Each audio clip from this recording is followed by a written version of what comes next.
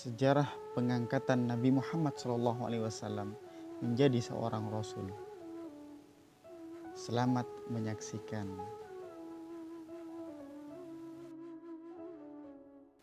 Ketika usia beliau mendekati 40 tahun, beliau telah banyak merenungi keadaan kaumnya dan menyadari banyak keadaan kaumnya tidak sejalan dengan kebenaran. Beliau pun mulai sering uzlah dari kaumnya. Beliau biasa bertahanus di Gua Hira yang terletak di Jabal Nur dengan membawa bekal air dan roti gandum. Beliau tinggal di dalam gua tersebut selama bulan Ramadan. Beliau menghabiskan waktu untuk beribadah di sana dan banyak merenungi kekuasaan Allah di alam semesta yang begitu sempurna. Selama perenungan itu juga, beliau semakin menyadari keterpurukan kaumnya yang masih terbelenggu oleh kesyirikan.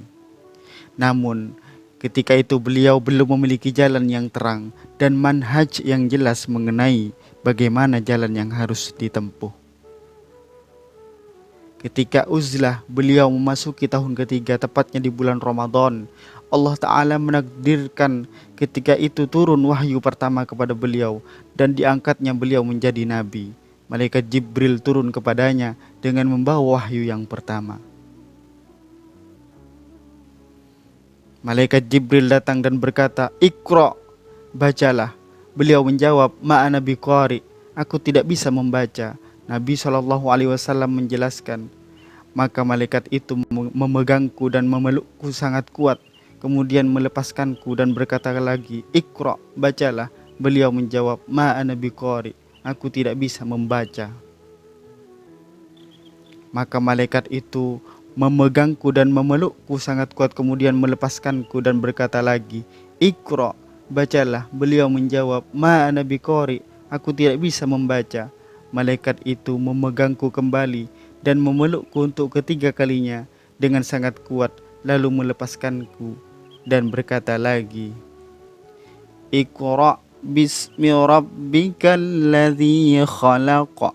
Khalaqal insana min 'alaq. Iqra wa rabbukal akram. Alladzi 'allama bil qalam. 'Allamal insana ma lam ya'lam." Setelah menerima wahyu di Gua Hira, beliau Nabi Muhammad SAW kembali ke rumah Khadijah dan menceritakan kejadian tersebut.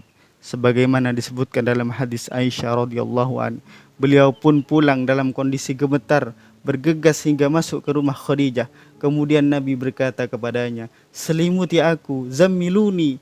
Maka Khadijah pun menyelimutinya hingga hilang rasa takutnya.